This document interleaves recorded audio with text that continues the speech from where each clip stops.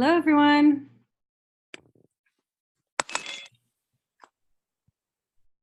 How are you guys doing?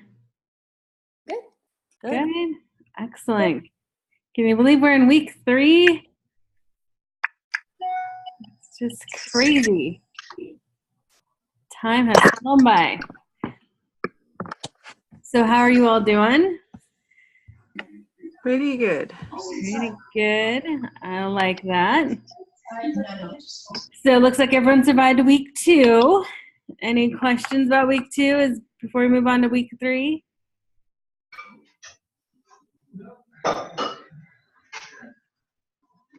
No. Okay. Well, like I said in the email, I was super impressed with what you guys have done already. The Book Circle 1 presentations were really, really good. They're outstanding, and I like the feedback that I was seeing amongst you guys. Did you like doing Flipgrid to be able to get feedback? Yeah? I even saw some of your TAs use Flipgrid and give you guys some feedback in general. That was pretty cool. Is that helpful? Okay. So let's go ahead and jump into week 3. So this week we have a few assignments, Book Circle 2 being the biggest one. Any questions about Book Circle 2? I kind of asked it earlier, but are we able to kind of use our summary that we used from the Book Circle 1? Yeah.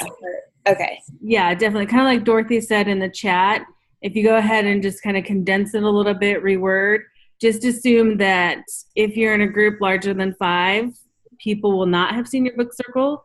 So you want to have enough information in there for them to understand what happened in the first half of the book. Okay. And then move on to the second part. But yeah, just kind of tweak the slides a little. You don't have to recreate the wheel. You've already done it. And it's not going to change dramatically, but just, yeah, condense and maybe simplify a little. Okay. I have a question. Uh-huh. On Book Circle 2, can we use some of the same pictures from Book Circle 1 in the review, or in the reflection of the first half of the book? And also,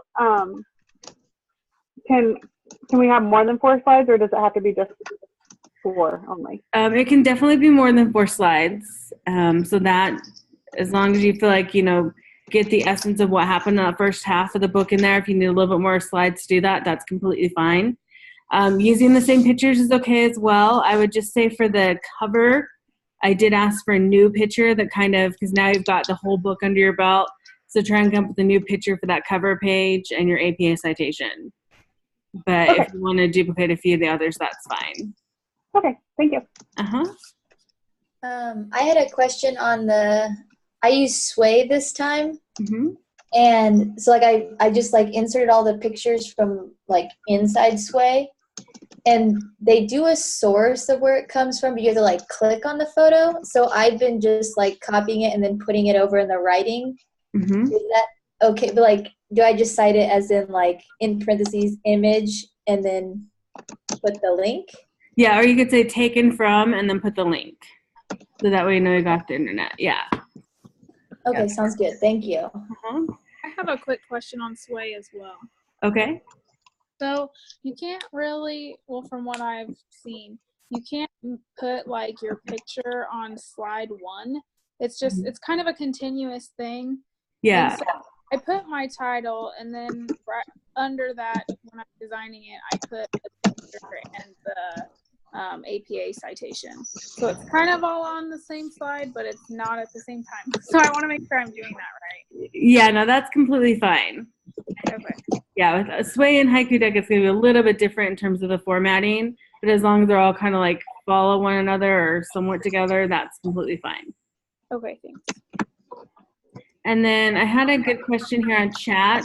If we're in a smaller group, should we view presentations for another group so that we're introduced to new books, or should we stick with our own group? For this, I would say stick with your own group. I mean, if you're curious and want to know, go ahead and do that, but I don't want to have your TAs go and hunt down all the different groups you looked at in presentations to be able to give you feedback. So for the actual peer feedback, stick with your own group. In the final assignment you have, the Building Foundations for the Future, that one I did combine groups. So you're going to hear from other people. So you'll get a little bit bigger spectrum of information. So those groups of 5 you will actually have another group of 10 that you're combined with for that final assignment to get some more information and kind of a reflection on the course. So that's where I think the combining of groups can come in. For the book circles, just to simplify the feedback and grading process, let's keep it within your own group. But I would definitely encourage you to go look at others just for curiosity's sake, because there are some great books out there that I know the smaller group of 5 did not get a C. Does that make sense to everyone? Okay. Other questions on Circle 2? On the last part, you ask us to connect it to like a concept that we've been learning about. And also explain it within like 3 to 4 sentences. Are you more concerned with like doing the concept or explaining? Because I found it hard to fit both in that 3 to 4 sentences. Yeah, I'm looking for like to pull a specific quote out of the text that's pretty powerful, something that you took away that's like, yeah, this is something I can take into my future practice, and then explain how that would apply to your practice. So I'm looking for a powerful quote, and then explanation really is the most important part of that. Thanks. Does that make sense? Yeah. And then, yeah, the question comes, should we cite all our pictures that are in our presentations? Definitely, just like even if you just put the link under the picture so we know, you don't have to have a separate citation page for the pictures. Just put the link under the picture or where it was taken from. So if someone wants to reference in the future or maybe use that picture, they can be able to find it. Okay, so that was a good question. Other questions about book 2?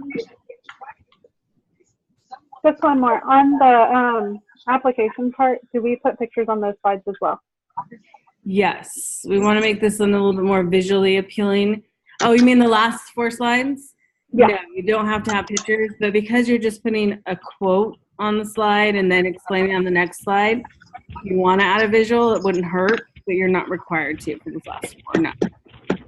Okay, and can we put those in like other parts of the presentation, or do you want them specifically at the end? Specifically at the end, just so we can see, find it without having to hunt through your presentation. And in the rubric, it's kind of counted at the end, so if you can leave them at the end, that would be great.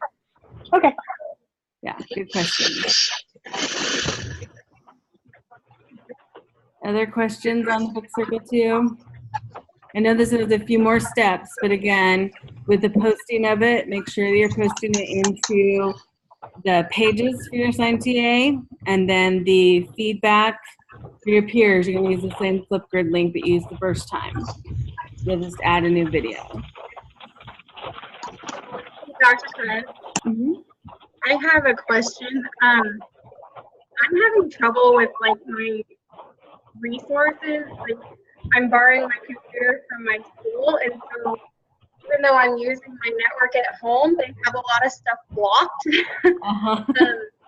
And so a lot of the pictures that I'm getting, it's not going to the actual like page that I'm getting the pictures from. So like maybe one comes from Flickr, and it's not giving me the actual URL that it's coming from. It's just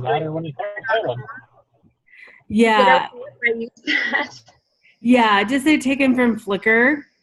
Okay. And then do like the web link for that specific picture from Flickr, because even though you don't have like a citation for it, if someone were to plug in the website, it should take them to that picture in Flickr. Does that make sense? Yeah, but it's not like whenever I get to that point, it blocks it. And so I can't actually get to the page that the picture's coming from. Okay. Like I can take the picture from it, but I can't get the URL, the exact URL from it. Okay. All right. Yeah. So just say taken from Flickr, and then just put a little note there for your TA that explains again, say, because it's a school computer, it's blocking the specific URL link. Just so that they know, and like your peers, if they want to know later, they'll have that too. Like on the page where you post the link for your final presentation, just put a little note, hey guys, it was blocking, the school computer is blocking the complete URLs for pictures. If you really want one, let me know. Okay. Just so that people can ask you if they're really dying to get one of your pictures. So I'm using the Haiku deck, and on that one, they offer pictures already on the program. I can type up. So how do I cite the ones that already come up on that program? Just put under it from Haiku Deck or taken from Haiku Deck. Okay. So that we know it's like comes from the program itself. Okay. All right. I can do that. Thanks. Yeah, that's a good question. Are you getting some good pictures off of there? Honestly, I haven't started yet. I just watched the tutorial and then I remembered the Zoom video and I was like, oh gosh. So I got on here, but I liked that in the tutorial. So I'm curious to see what I can pull up, because I'd like to use some from that program and pull some from Google and all over. So yeah, I'm curious to see what I can find. So yeah, they do have quite a few. As I think back about it with Haiku Deck and Sway, they have some built-in ones that are pretty nice. Okay, awesome. Okay, excellent.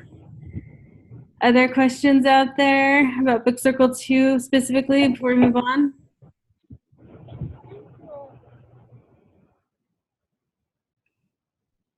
Let's see, we have quite a few people on. That's great.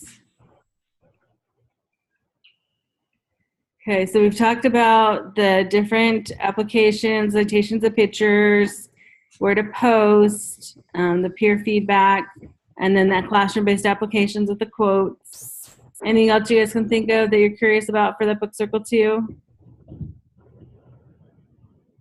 Okay. You know, in my Book Circle 1, I just cited all of my pictures were from Google Docs. Can I still, or not Google Docs, just from Google. Can I still do that in my second one? Yeah, definitely. Okay. But remember, you just have to use a different app. I mean, you can still pull the pictures. Yeah, no, I did use a different app, but I just put, like, I didn't cite every picture that I found. I just put all pictures from Google. Yeah, if they're all from one source, that's fine. Okay. Yeah. Okay. Yeah, someone, Paige said that she took her pictures from Google Slides as well, that they're uncopyrighted because the searches are unlimited. So that's a good way to take the pictures. Flickr's nice, Google Slides, some of those other programs out there are great for getting pictures that you don't have to worry about copyright. So, and you'll learn a little bit more about copyright in Chapter 11, but like I said, I'm not going to be super critical about, oh my gosh, they didn't cite this one. I don't know exactly what picture's coming from. They're getting an F. That's not what we're worried about. We're worried about the content of your presentations. So just let us know a general idea where it is. Okay. And then Sway, yeah, someone said Sway is built in the pictures as well. So I do recall that because I've done a couple of Sways myself too. For the content video for this week, I had to upload some things into YouTube. I'm making a Prezi for you guys, but some of the things I've been uploading to YouTube are taking forever to load. So after I get off here, I'll record that video and then post it for you guys. So I haven't forgotten Content Video 3. It's just taken a while to get everything situated. And since I'm going over 4 chapters, I want to make sure I have enough detail in there for you. But it's almost ready. So I'll record that after this and get it posted. Okay. I do want to say something real fast for others who do use the Sway. I did not realize I actually put a video in my presentation from YouTube because it was in like the pictures that you can put into your presentation. And I didn't realize till after I had posted mine. So beware of that. Maybe it's just my, negligence and new to that format, but I do want to let everyone know to beware. So. Good. That is a good note.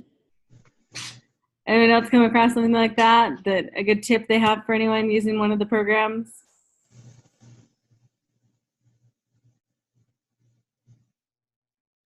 No? All right. Okay, so then the next assignment we move on to is the Enhanced Philosophy of Education paper. That one, the main kind of reminder I want to give you guys for that is take your original Philosophy of Education paper that you turned in week 1, so long ago, several days ago, and look at it and say, okay, from my first paper, can I cut and paste any parts into the 5 headings that Dr. Perez gave me? Cut and paste anything that's valid, anything you feel like works into those 5 headings. Sorry, the dog wants to go out. After you've done that, go ahead and say, okay, so in the Foundations of Education, I had a couple of sentences here I used from the first paper. Now I'm going to build on that and add in like the specific philosophy or philosophies that I'm most related to and add a little bit more information. So, but take the existing information, put it in first that fits. Don't feel like you have to put everything because maybe some things don't fit. That's fine. But whatever does fit, put it in italics. So your TA and I know that's from your original paper. And then the new information you're going to put just in regular font. And the questions that are there to kind of guide you and get you thinking about the content. But don't feel like you have to answer every single question for the Enhanced Philosophy of Education paper either. Like, of course, if you're talking about the Foundations of Education section, yes, you should definitely answer the question about what philosophy or philosophies do you most align to, because that's important. But some of the others in there, you may be like, oh, I kind of covered that already. I don't really need to go in depth into that question or respond to it, and that's fine. Okay. They're just kind of to be guiding, give you an idea of what those sections are about. And these align to your future philosophy education that you'll have to do at the end of your portfolio.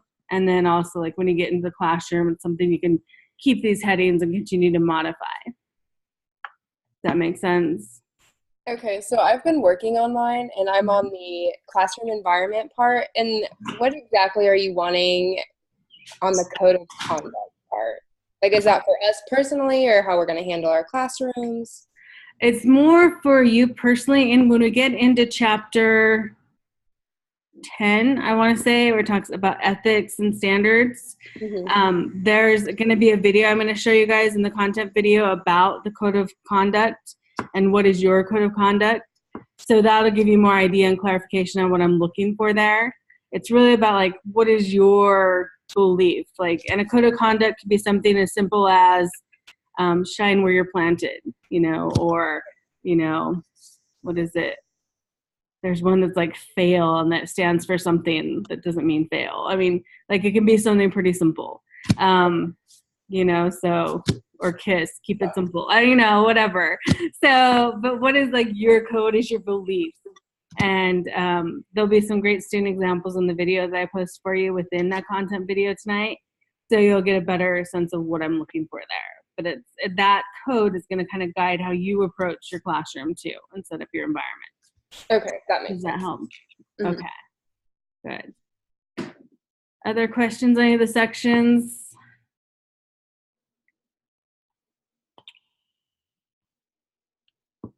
Feeling good about the enhanced paper? Okay. I haven't had a chance to look at it yet. Do you give a like a length that you want us to be around? Yes, I do. Okay. So within each section, I think I'm asking for at least a paragraph. So it's around 5 paragraphs. So again, it'll be 2.5 to 3 pages minimum. Okay. Most of them end up being about 4 pages, but again, I would shoot for like a maximum of 5 to 6. I mean, like you could go on and on and on, but don't feel like it's about the length of the paper. It's really about the content of each section that we're looking for. Okay. I know some of you found out the hard way. The TAs were like, it's not about the length. You know, and you got deducted a little bit for having on that first reflection paper a lot of information, but not really a lot of substance. So we're really looking for those main, what did you take away and how has it shaped your philosophy? Okay. Other questions about the Enhanced Philosophy of Education paper?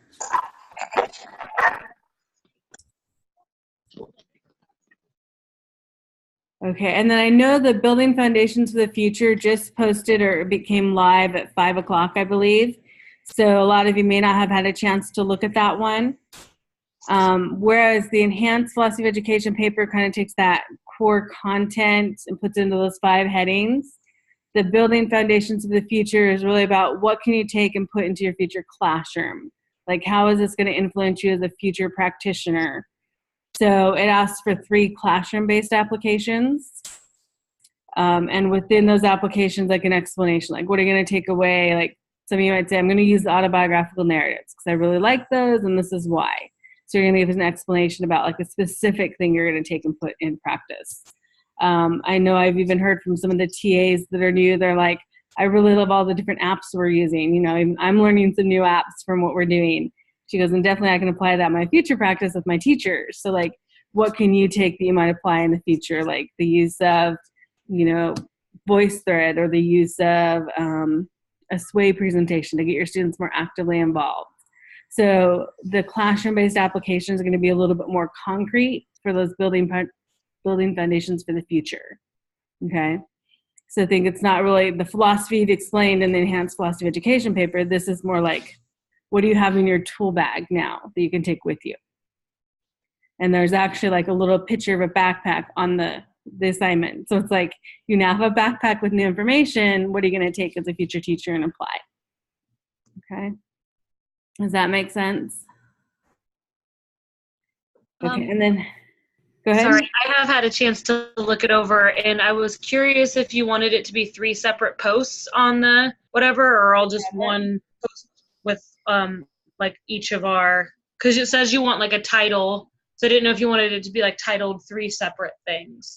No, you can put it all in one thread, and I would probably say keep it all in one thread. Just put the first one, and then type up your little response, and then put the title of the next one and type up your response. Because like I said, I combine groups for this one, and it's a Padlet page. So you'll see they would see yours, and then like if Caitlin posted and then Katie, if you have it all in one thread, it's going to be easier to follow than having to go, especially for the TAs when they go and give you feedback, then have to search for all 3 of yours, because people will be posting simultaneously and they might have to hunt a little. It'll just be easier, I think, for them. So that was a good question. Thank you. Uh-huh. And then this app, I think you'll really like Padlet, because in classrooms, you can actually do this with your students, like pose a question, and they can all just jump on the Padlet link and type their answers. It can be anonymous, or in the case where I set it up, it's going to show your names when you type your response. But it's a really interactive way to get your students engaged in the process. And I think you'll like it for this purpose, because you're going to see not only your groups, but another group's thoughts and takeaways from the course. And as I said, it worked out really well that we have groups of 10 and groups of 5, and it, for some reason, just evenly matched up. So you'll have groups of 15 for this last assignment. So I think you'll like that, seeing other people's points of view.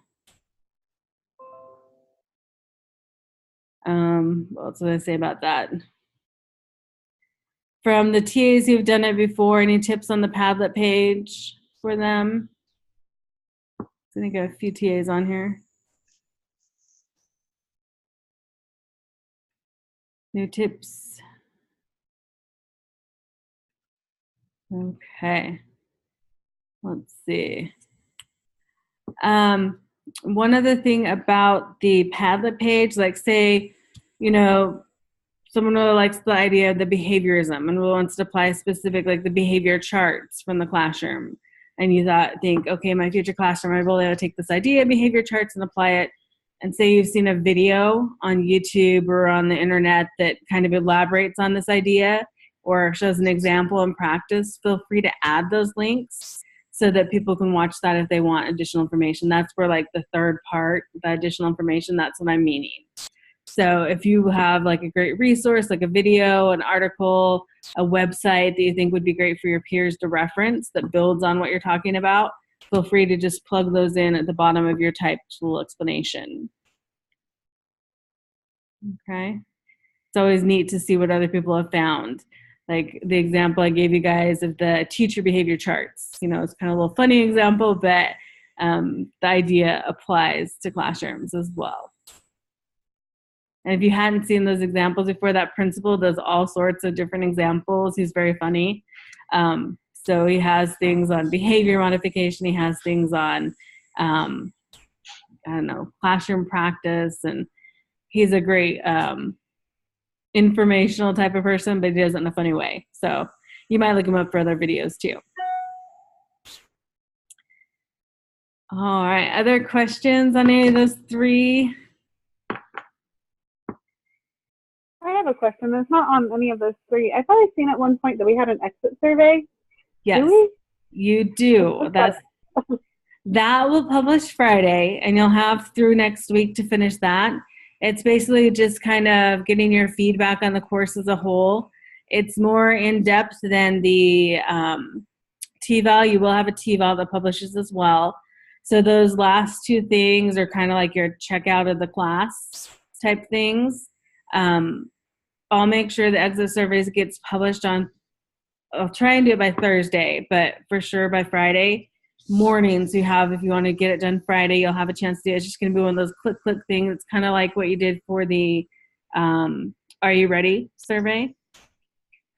This will just get your feedback on like, was this assignment helpful, or what parts of the iBook were helpful most to you? Did you access these?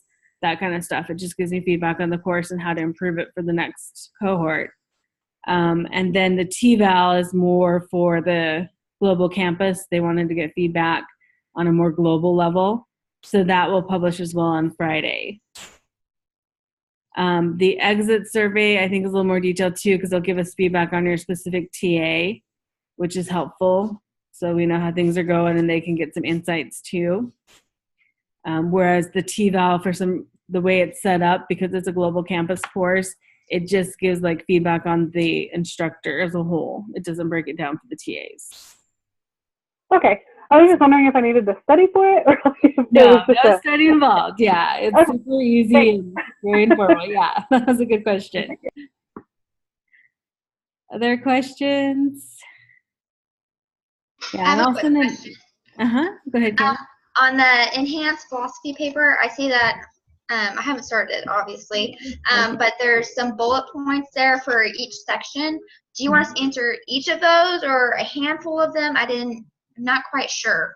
Yeah, you don't have to answer each of those, but get a sense of what they're asking you. And then like you might want to pick two of the questions that you feel like, oh, these are the most important ones, or these are the ones I can really answer the best, and just focus on answering those. Or you can just like take a compilation and provide like a synthesis of what it's getting at. Definitely, like I said, in the philosophy of education or the foundations of education part, for sure tell me about your philosophy. If you don't say anything about which of the 6 philosophies you most relate to, then we're going to say, hey, that's kind of important. Go back and do that. But the other is a little bit more open-ended. Okay, thank you so much. Other questions on that? And that enhanced philosophy paper is going to be just a Word document. So that's the one where you're just going to type it, just pick the headings out, type those headings in bold, and then put your information from the first paper, add the new information, and submit that in a Word doc just under the assignments tab.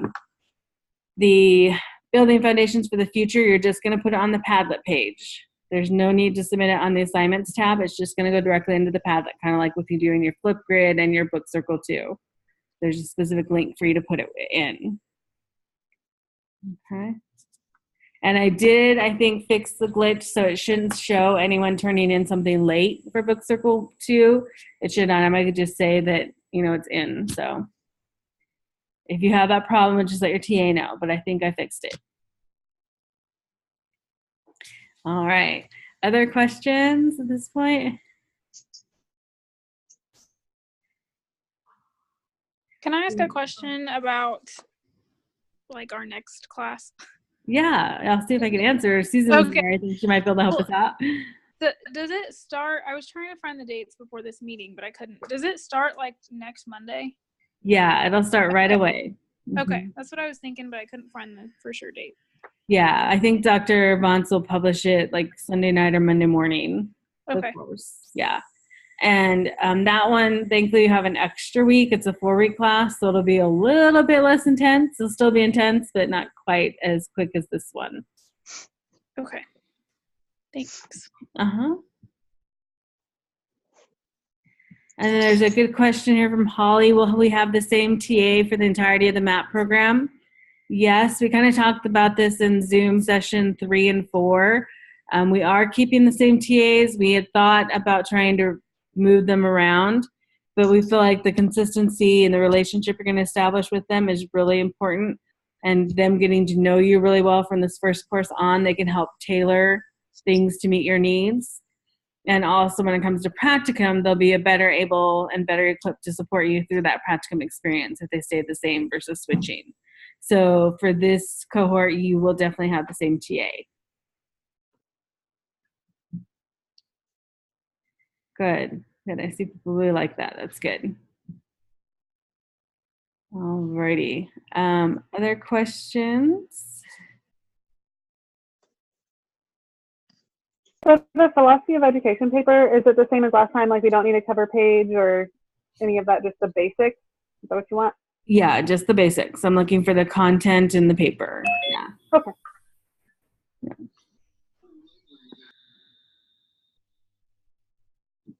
Anyone else? Yeah, I know several of the tiers are like, well, you're really nice. Some of the other professors get very specific with the format for APA, and I want to get you gradually used to it. So that's why we are introducing it and are using it in this class, but I'm not going to be super nitpicky or specific. Like you won't get huge deductions for that. There is a place in most of the rubrics that talks about, they used APA and correctly cited it. So there might be a minor point deduction or something if you don't use APA at all. But for us, it's really just getting you oriented in this course for it, and then more specifically when you get to other courses. Okay, thanks. Mm-hmm. Other questions? I heard the dog. I think the dog was in the bathroom garbage. She's a very mischievous puppy. We have a beagle, and yesterday she was in the backyard. This is a side note, but she was in the backyard and barking by the bedroom window like for 4 hours straight. I thought like she found a bunny, had trapped it or something. And I told my daughter, you got to bring the dog in. It was 9 o'clock at night. And I'm like, it's getting dark. We need to bring her in. And she's like, Mom, she went out to get her, and she was stuck under the deck by our spa. She had dug a hole and gotten stuck under there. So she'd been barking for 4 hours to get out. And I felt so bad. I'm like, oh, my poor puppy. So we're calling my husband. He's out there at 9 o'clock prying up one of the boards so we can get the dog out from under the spa. It was pretty bad, my poor puppy.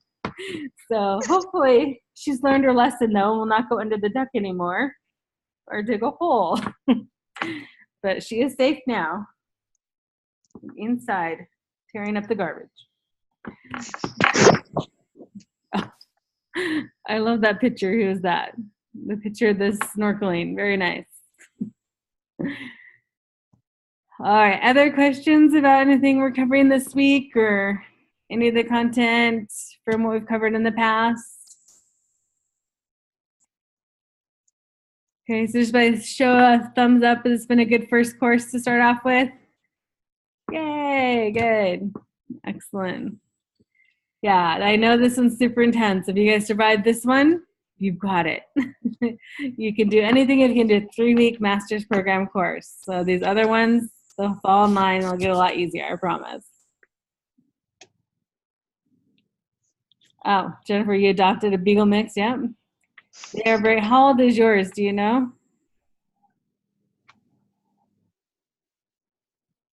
Because ours is 5, and I thought she'd calm down, but she's still as mischievous as ever. I think I'll have to wait till she's 10 to be calmer. Oh, good. I'm so glad that you guys are finding the Zoom sessions helpful. Do you know if other teachers do these? I believe they do. I don't think they'll do them quite as often, particularly in the 16-week courses. They might do them more monthly rather than weekly. But yeah, I think it's one of the ways they really try to communicate with you guys and answer questions and touch base. Okay. And if not the teachers themselves, for sure the TAs are going to do them follow through. They've done a great job. I think most of your TAs have done individual ones with you guys in smaller groups. But yeah, I feel like as a professor, it's one of the ways to keep in touch for me to get to put faces to your guys' names as well. So I really think they're important. Good, and I'm glad you guys have felt it helps keep things organized. Okay. Holly, you said you asked for TA for a more specific schedule for each class with exact dates. That is a great reference. I know all the TAs should have something like that, Susan, if I'm correct. They have a breakdown of the courses with dates. If that's something you want, I believe Susan sent it to all the TAs. You should be able to request that from your TA, and they can give you a schedule. I have sent it to them twice, so okay. they have it twice. Yeah. So is that the TAs or is that the students? That's the TAs. Okay. So if the students ask their TAs, they should be able to get it from them? Yes. Okay. Perfect. Yeah. So definitely that's a great resource. Ask your TAs for that, and they'll forward it on to you. Because like I said, this summer you'll have 2 more classes, Dr. Vance's 4-week class, and then Dr. Sherbert's class, right, Susan? Yeah, so they'll have that one at the end in July, and they'll have a little bit of a breather before the fall classes start. Yeah, very little bit, but you'll have a breather. So, but the good thing is, in a year you're done. And it's really exciting because they have a luncheon that you can come to at the end, and the graduation if you are close enough and want to walk across the stage. That's pretty cool. We've had lots of master students come to that. It's been very neat to see you guys there. So just think, a year from now, you'll be done. Isn't that crazy? I have another quick question for you. I'm not sure if you can answer it. I got a couple of emails, I'm sure everyone else has too, from I believe Eileen Wurzberger about the EdCat Central. I still not sure where it's supposed to show up. Is it in our Canvas or is it another website entirely? I'm kind of lost there. I didn't know if you had any answers. Susan, can you field that one? I'm sorry. I don't know enough about that to provide accurate information. I'm sorry. The best thing I would know would just be to continue to email or call Eileen to get clarification on what your questions are. I'm sorry. Yeah, we got an email like 2 or 3 hours later that there was a problem. So I think it sounds like we're supposed to wait for another email. Okie doke. Thanks, guys. Yeah. It looks like she sent out another email saying she contacted the IT department, get that cleared up, and then she'll follow up with you guys.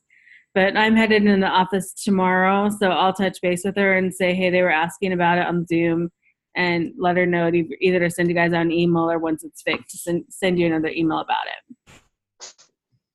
Okay. Excellent.